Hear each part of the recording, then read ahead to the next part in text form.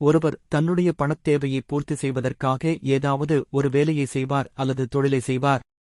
பணத்தேவை என்பது ஒவ்வொரு நாளைக்கும் ஒவ்வொரு விதமாக இருக்கும். நாட்கள் செல்ல செல்ல பணத்தேவை என்பது அதிகரித்துக் கொண்டே செல்லும். அப்படி பணத்தேவை அதிகரித்துக் கொண்டே செல்லும் பொழுது அவர்கள் பெரும் வருமானமும் அதிகரித்துக் கொண்டே செல்ல வேண்டும்.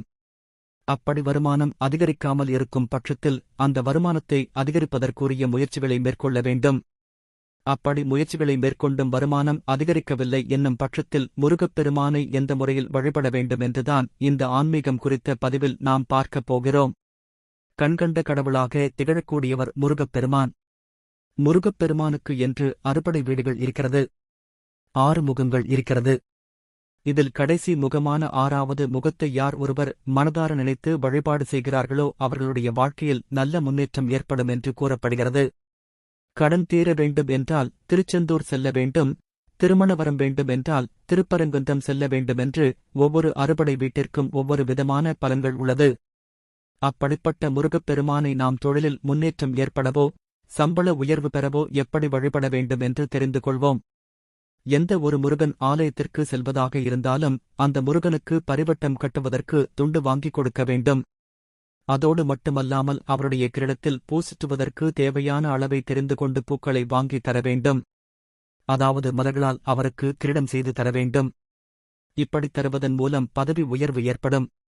இதோடு மட்டுமல்லாமல் ஞாயிற்றுக்கிழமை அன்று அருகில் இருக்கும் முருகன் ஆலயத்திற்கு சென்று அவருக்கு 6 தீபங்களை ஏற்றி வைத்து அவரை 6 முறை வலம் வந்து மனதார வழிபடுபவர்களுக்கு வேலையில் நல்ல முன்னேற்றம் ஏற்படும். முருகப்பெருமானுக்கு உகந்த நட்சத்திரமான கிருத்திகை, உத்திரம், உத்திராடம் இந்த 3 நட்சத்திரங்கள் வரும் நாட்களில் முருகப்பெருமானை நினைத்து விரதம் இருக்க வேண்டும். அன்று மாலை முருகன் ஆலயத்திற்கு சென்று தீபமேற்றி அவரை வழிபடுபவர்களுக்கு கண்டிப்பான முறையில் தொழில் மற்றும் வேலையில் நல்ல முன்னேற்றம் ஏற்படும். இதோடு மட்டுமல்லாமல் ஏதாவது ஒரு முருகன் ஆலயமாக ஒரு ஆலயத்தை தேர்வு செய்து ஒரு மாதத்திற்கு முருகனுக்கு தேவைப்படுகின்ற மலர்களை வாங்கித் தரலாம் அல்லது ஒரு மாதத்திற்கு தினமும் மாலை வாங்கிக் கொடுப்பதும் மிகவும் நல்லது, வாழ்க்கையில் நல்ல முன்னேற்றத்தை ஏற்படுத்தித் தரும். இந்த வழிமுறைகளில் ஏதாவது ஒரு வழிமுறையை பின்பற்றி தொழில் அல்லது வேலையில் நல்ல முன்னேற்றத்தை பெறுவதோடு வருமானத்தையும் அதிகரித்துக் கொள்ளலாம்.